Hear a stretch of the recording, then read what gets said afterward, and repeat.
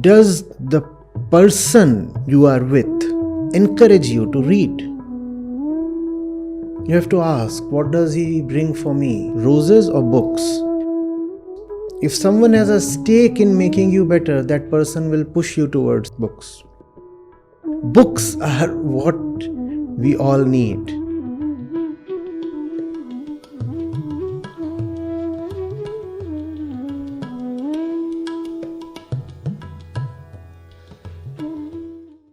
Try to gain absolute mastery over the sexual instinct. If one succeeds in doing this, a physiological change is produced in the body by the development of a hitherto rudimentary nerve known as medha, the function of which is to transmute the lower energies into the higher. The knowledge of the higher self is gained after the development of this medha nerve. I have nothing to comment on whether actually, physically, biologically, physiologically, a nerve is produced in the body. I am not a student of the human anatomy, so I cannot authoritatively comment on this. But in a mental sense, I can surely say that your very face changes. The face is a part of your anatomy, is it not? The very face changes when the mind changes. If your mind is occupied with sexual thoughts, lust, temptations, greed, evil, violence, incompleteness, then that shows upon your face also. Even kids realize that. They look at somebody's face and they get attracted, and they look at another face and they run away. Even animals know that. They know that by your very scent. They know that by your very being. You go to little animals, and if you are a really peaceful man, they would come to you on their own. And if you are a flesh eater, if you are a violent man, the animals just run away from you. And you have yet not done anything to them. Still they run away from you. Because it is there on your face, it is there in your body odor. That violence radiates from you. Animals can read that. Even babies can read that. You go to an animal with an evil intention, chances are the animal will try to run away and save its life, even if you are pretending to be a benevolent approacher. Are you getting it? Man fails to see that because man's eyes are covered with social education. We fail to see the direct fact of somebody's personality. We fail to read into somebody's eyes. A saint does that very nicely.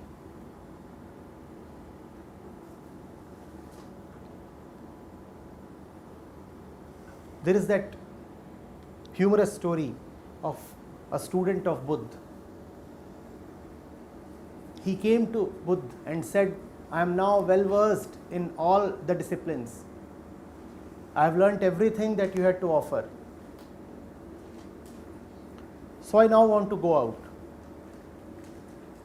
I want to graduate out of your ashram. Buddha said, fine. But before that, why don't you go and meet one of my bhikshunis?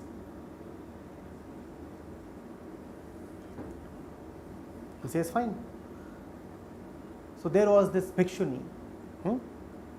Who is a bhikshuni? A lady hermit. And he goes to her.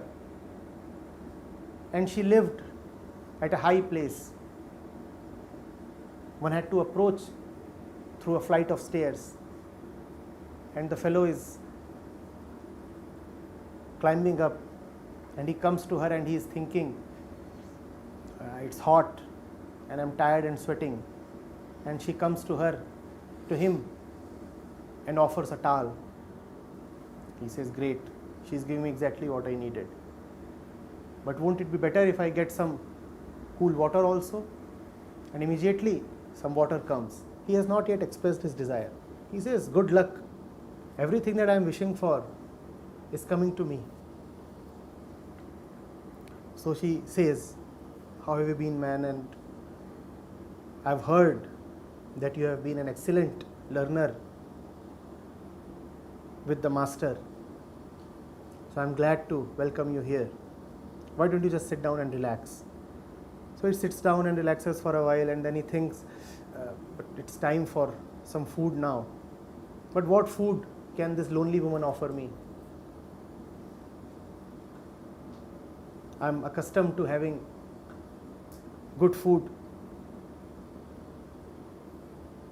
And within the next few minutes, she comes in with exactly the kind of food he could have hoped for. Now, he starts feeling a little something. What's going on? And the moment he thinks what's going on, she says, no, nothing is going on. You just enjoy your food. The fellow can barely take in a bite or two. Even before he can finish his lunch, he gets up and runs away. And he goes to the Buddha. Buddha said, I asked you to spend 3 days with her. You have returned within 3 hours. What's the matter? He says, no, you tell me what's going on. And Buddha says, when your own mind has fallen silent, when your own mind has become still, then you can read the movement all around. Please understand this principle. If you are sitting at a still place, then you can detect everything that is moving around you. When your own mind has fallen silent, then you can read the mind of others. When you are silent, then you can hear everything, can't you? Whereas if you yourself are making a lot of noise, would you be able to detect what the others are saying? Similarly, when you are still, you can see all the movement around you. So, Buddha says, she is an example of a graduate. She has really graduated. Now you ask yourself whether you are fit for graduation. He says, I am prepared to spend more time with you. Buddha says, before you spend more time with me, you go and firstly spend 2 more days with her. He says, that I cannot do. You must forgive me. Thoughts of all kinds come to a man's mind. And in front of me, she is reading my mind. Why are you pushing me into embarrassment? I just cannot face her. You keep me with yourself for 2 years. I'm all right. But don't send me to that woman. I do not know whether the Buddha insisted on completion of the 2 remaining days. But you get the point of the story, right?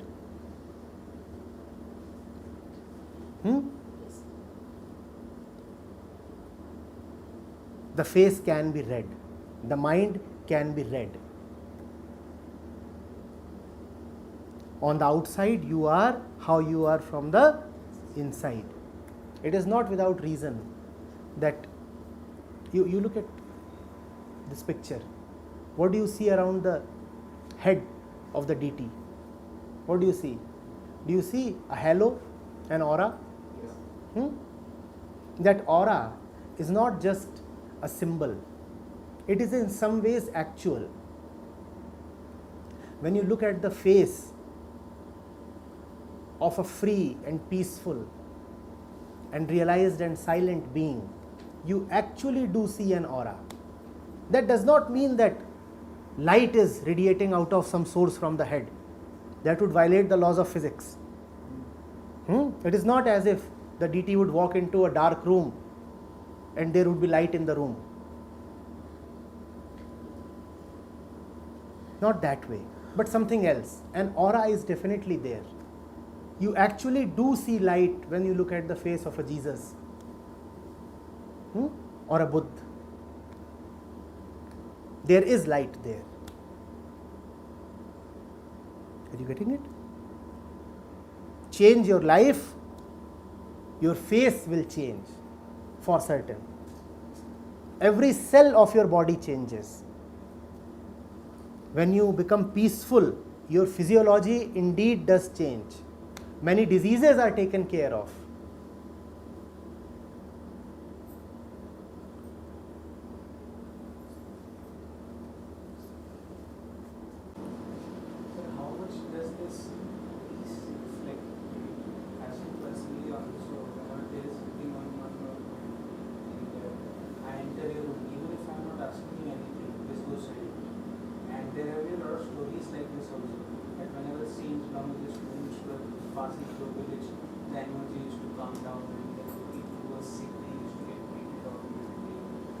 But again, Jesus was crucified by the same people around which. So, how much does this reflect in people?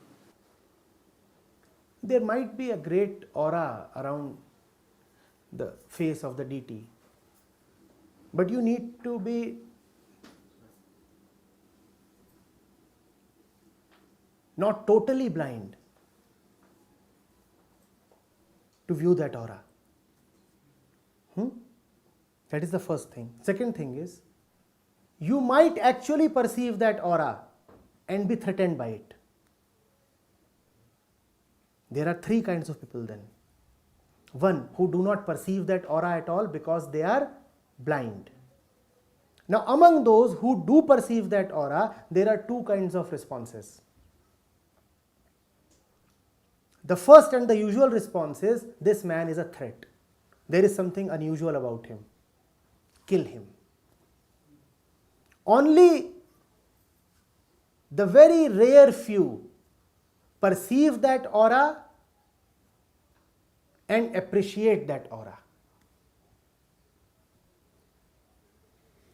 Once I said that out of 100 people, 90 are those who would not know that a Jesus is a Jesus. They would not know that Jesus is Christ. They would say, oh, he is just an ordinary shepherd. They don't have the eyes to really detect a Jesus. Now, out of the 10 people who are able to see something extraordinary in Jesus, 9 would say that this man is extraordinary, so let's rather avoid him or let's possess him. Only 1 out of 100 would say, this man is extraordinary, let us be devoted to him. So just because you have perceived the extraordinariness of a Jesus, it does not mean that you would come prostrating to him. In fact, sometimes you will become an enemy of Jesus exactly because you have known him to be extraordinary. He is extraordinary and therefore he stands for something that is opposed to me. He is extraordinary and therefore he is a threat. So let's kill him. 90 people will say, he is not extraordinary at all. He is so ordinary.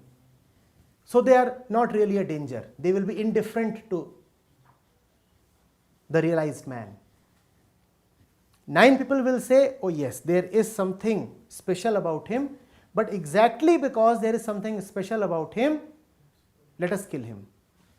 He is different, so let us kill him.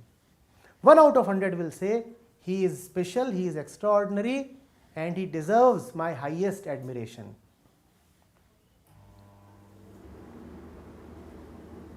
Are you getting it? You said this multiple times. You said, Krishna ko samadhi ke liye Krishna ko. Yes.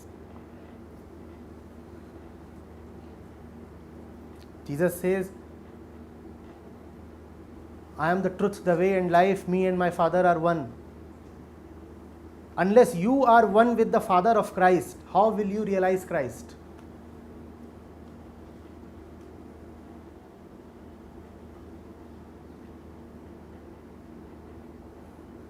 This gathering here, is it that 1 out of 100? That you have to see. That 1 out of 100 is not a predetermined or pre-appointed entity. People move, people change. In the morning you can belong to the 90s. In the afternoon you can belong to the 9. By the evening you can belong to the 1. Are you getting it? The mind keeps changing. You could be someone in the morning who stones a saint, and by evening you could be someone who lays down his life for a saint. So at this moment, this gathering is one particular mind. 2 days after the camp is over, which is 4 days from today, I do not know what this gathering would be like.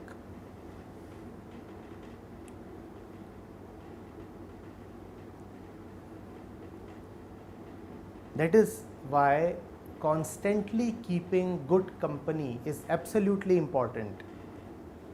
Here you are one person.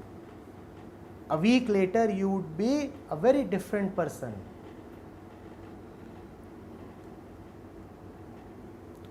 If I click a photograph right now, your face is very different compared to your Facebook DP. In fact, if you put this face on your social media, many might just refuse to acknowledge you. You are looking innocent, you are even looking younger.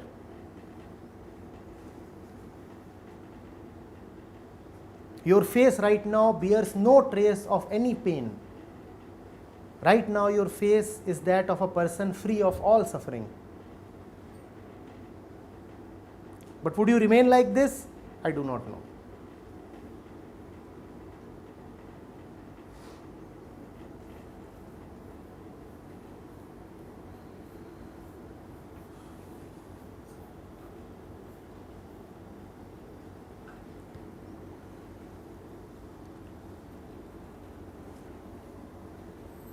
Sir, this 79 में इसमें bracket में लिखा है, the functioning of its transmit the lower energy into the higher. It's whatever you tell me, the aura of that is from all the energy that only human are concentrated on the Muladhara chakra, and it can be raised something by doesn't mean what would be yoga and all. Energy is something physical. There is nothing really, materially called chakras in the human body. You dissect the entire body, you will not find any chakra or anything. So materially they do not exist, they are symbols. When you talk of the Muladhara chakra, you are only saying that the mind devotes a lot of its energy to its basic instincts. Muladhara chakra denotes the circle, the enclosure of your basic biological sexual activity. Right? It is called the lowest chakra because man keeps thinking all the time of sex. And when man is thinking of sex, then it is great bondage. Hence it is called as the lowest state. Whereas the yogis are that's why saying that yogis are always saying that you raise that by yogs and all. Why say raise chakra and all? Simply say purify your thoughts. By talking of Muladhara chakra, you have put your concern elsewhere. Now you are saying that the chakra is responsible for your suffering, not your own mind. It is as if there is something wrong with the chakra. What is the chakra? The chakra is there in the mind. Is there anything called the Muladhara chakra when you are sleeping? The chakra is a figment of your consciousness. It's an idea. So rather directly talk of the idea. Why talk of an object in the idea? Talk of the mother of all ideation, and that is the mind.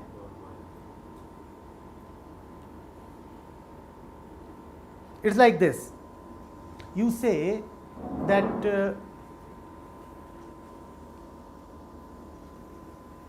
the world is the dog of God.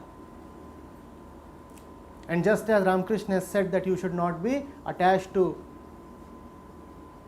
the dogs, one must avoid the world. Now you take that literally, and what do you start doing? Instead of looking at your mind, instead of avoiding the rubbish in your mind, you start avoiding dogs. And a cult can grow around dog bashing.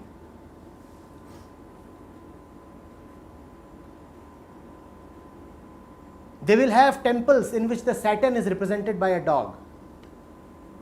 Now what have you done? You have shifted the blame elsewhere. Instead of looking at your mind all the time, now you're looking for dogs. Now instead of looking directly into your life, you're looking around for chakras. Is this chakra rising? Is this chakra falling? With some kind of a measuring tape, you are always measuring where is the chakra. Like a woman obsessed with her inches, always measuring her waist, always measuring the Mooladhar area. The Mooladhar area is the hips. What are you doing? Why not directly talk of the real thing? That is the mind.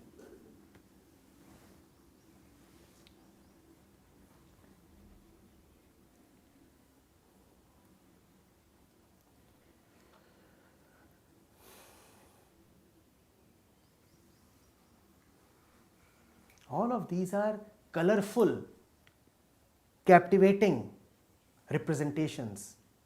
The three serpents in your spine, Ida, Pingala, Sushumna. What a representation. And the three have different colors. One is yellow, one is blue, one is red, one is something else, and then the other is something else. And then they are opening into the cavity of the brain. And then there is a small hollow right up the head, the Brahmarandhra. All of that is nice imagery, but don't be taken in by it. That is just imagery. You don't have any snake back there. Snakes are not so obsessed with human beings.